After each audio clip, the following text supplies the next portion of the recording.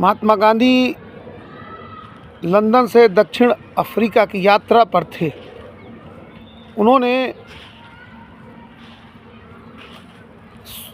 आज़ादी और स्वराज दो मुद्दों पर एक संवाद किया और एक पुस्तक निकली और उसका नाम है हिंद स्वराज। हिंद स्वराज पुस्तक नवंबर 1909 के आसपास उस संवाद का एक रूप है जो गुजराती में आई। इसके बाद कई भाषाओं में उसको लिखा गया। हम वंदे मातरम को तभी समझ सकते हैं जब इस देश के सभी राजनीतिक दल हिंद स्वराज को महसूस करने की कोशिश करें। एक तरफ जहां असमानताएं हैं, सहभागिता नहीं है, सहभागिता की नीतियां तो हैं, लेकिन सहभागिता में अगर देखा जाए तो जो लाभार्थी है, जो समस्याग्रस्त है, वह कि किसी भी रूप में उसकी सहभागिता नहीं ली जाती।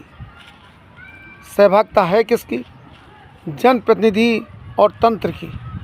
जनप्रतिनिधि और तंत्र दोनों मिलकर जो निर्णय लेते हैं उसी को सहभागिता कहते हैं। हमारी जितनी भी सरकार की योजनाएं हैं, नीतिगत बातें तो हैं उसमें, लेकिन क्या महसूस करते हैं कि उनमें वह लोग जो लाभान्वित होने वाले हैं उनकी सहभागिता ली गई? जल जीवन मिशन को ही हम लें, भारत के अंदर चल रहा है। इसमें इसकी गाइडलाइन है कि हमें बहुत ही अच्छी तरीके से उन लोगों की सहभागिता लेना है जिनके घरों में पानी आज तक नहीं पहुंचा। तो हमने कैसी सहभागिता ली? ये तब पता चलेगा जब हम महसूस करते हैं कि ऑपरेशन और मेंटेनेंस की जिम्मेदारी जो समुदाय को होनी चाहिए वो समुदाय उसको समझता ही नहीं है। तब हम कहते हैं कि वंदे मातरम कैसा। नल लग गए, नलों में कई गांव में मैंने जाकर देखा कि टोंटियाँ उसमें है ही नहीं, पानी बह रहा है। एक एक बूंद पानी की हम बात करते हैं। तो जब हम ऑपरेशन मेंटेनेंस की बात करते हैं तब यह बात कि हमें एक बूंद पानी को भी बचाना है। अगर हम पानी नहीं बचा पाए तो धरती में वंदे मातरम कैसे होगा? डेमोक्रेसी को, लोकतंत्र को हम स्थापित अगर करना चाहते हैं तो लोगों की समझ को विकसित करना होगा। सारा निर्णय एक जगह से नहीं होना चाहिए। आज सारी योजनाओं का जो योजनाएं बनती हैं वह ऊपर से ही आ रही हैं और केवल ग्राम पंचायतों में जाइए तो वहाँ पर ग्राम प्रधान और सचिव मिल कर के उन लोगों से हस्ताक्षर करा लेते हैं जो लोग उन योजनाओं के बारे में कुछ जानते नहीं।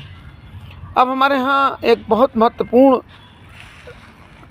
जो नियम है कि जो खनिज होगा वो उस ग्राम पंचायत के अंदर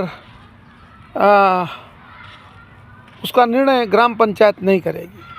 ग्राम पंचायत तो केवल ऊपर से जो आता है उसके अनुसार वो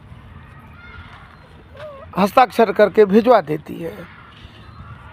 हर जिलाधिकारी के पास खनिज को लेकर के एक न्यास बना है कि जो पैसा उस खनिज का है उसको ज़िले के अधिकारी कैसे खर्च करेंगे।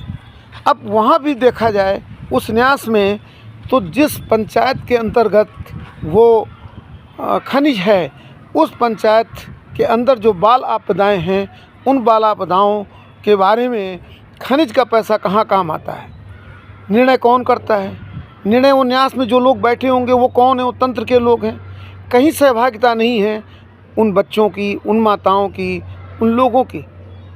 हम ये बात महसूस करते हैं कि भारत सरकार की ओर से गाइडलाइन है कि ग्राम पंचायत बाल हितैषी बननी चाहिए। तो ये जो नीचे से हमें सहभागिता की जो शिक्षाएं हैं उसको आज की तारीख में वो कैसे पैदा होंगी, ये सवाल हैं और इन सवालों को लेकर के हम सबको तय करना होगा कि वंदे मातरम तभी स्थापित होगा जब हमारी आने वाली पीढ़ी को डेमोक्रेसी में उसकी साक्षरता बढ़ेगी, उसके जवाबदेही को समझेंगे और एक सही निर्णय लेने की उनके अंदर क्षमता होगी। वो तभी होगी जब उनकी हम तैयारी करेंगे। तो इसके साथ हम सब मिल कर के वंदे मातरम को कैसे स्थापित करें, और इसके लिए एक ही रास्ता है, हिंद स्वराज। हम स्वराज की साक्षरता को बढ़ाने की कोशिश करें, तब मुझे लगता है कि बात बनेगी। इसी के साथ धन्यवाद।